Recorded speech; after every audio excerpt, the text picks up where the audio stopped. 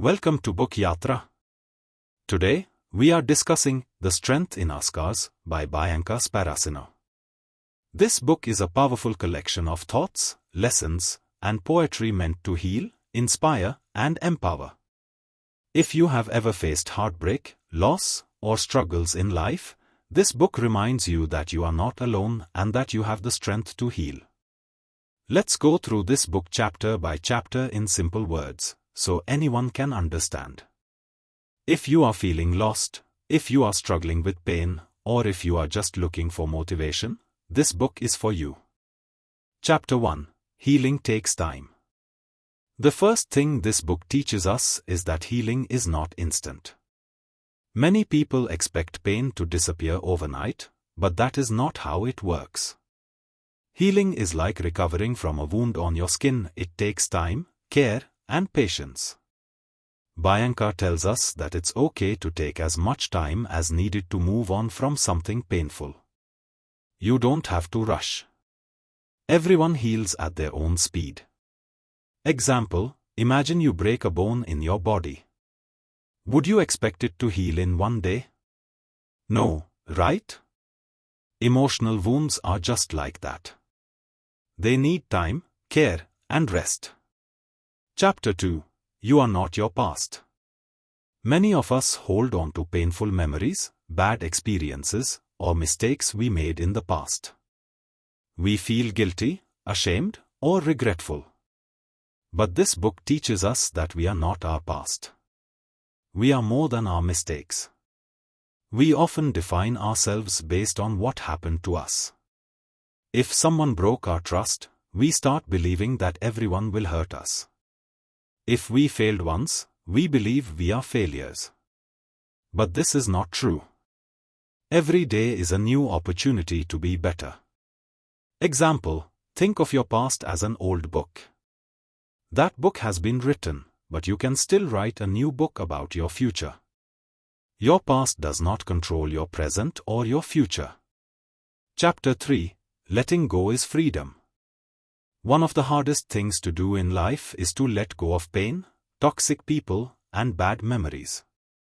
We hold on to them because they feel familiar. But holding on to pain only hurts us more. Bianca encourages us to let go of people who make us feel unworthy.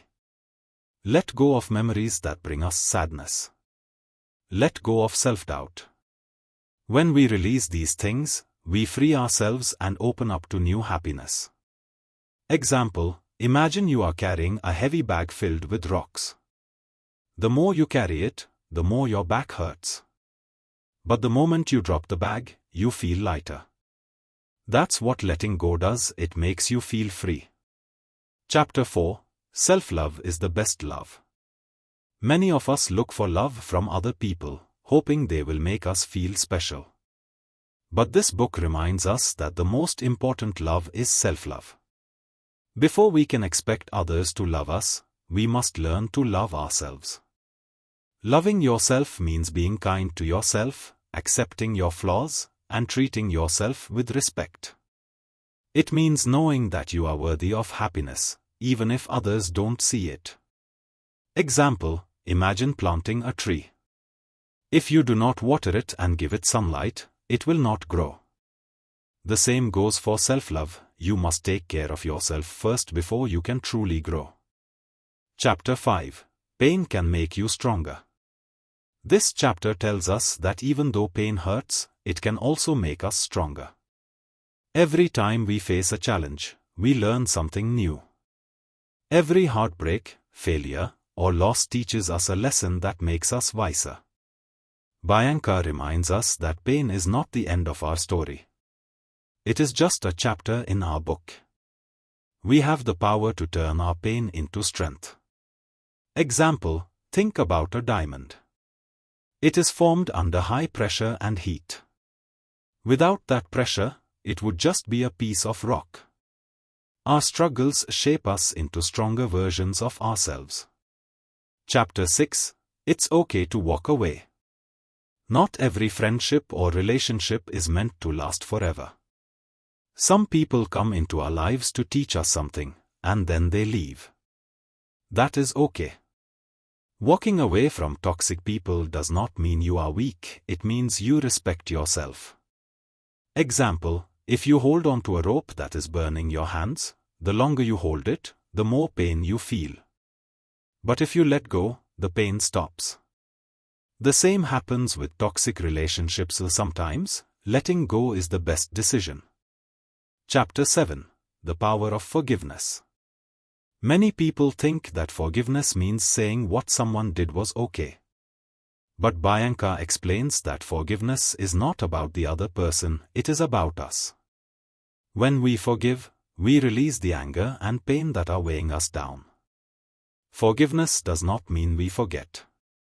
It just means we are choosing to move on instead of letting the past control us. Example, imagine carrying a glass of dirty water. The longer you hold it, the heavier it feels. But when you pour it out, your hands feel lighter. Forgiveness is like pouring out that dirty water. Chapter 8. Happiness comes from within. This chapter teaches us that happiness does not come from money, success, or other people. True happiness comes from inside us. If we rely on outside things for happiness, we will always be disappointed. Example, if you put all your happiness in a balloon and that balloon flies away, you lose your happiness.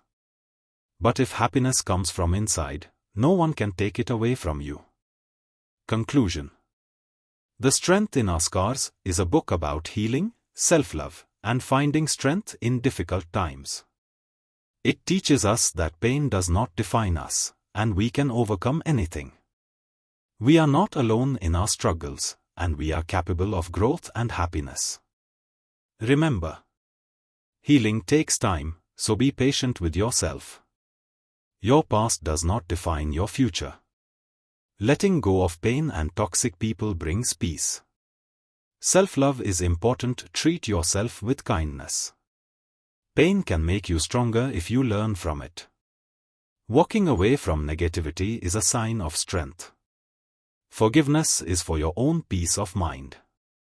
True happiness comes from within, not from outside things. If you enjoyed this summary, consider reading the full book for deeper insights. And if this helped you, don't forget to subscribe to Book Yatra for more inspiring book summaries. Thank you for listening, and remember, you are stronger than you think.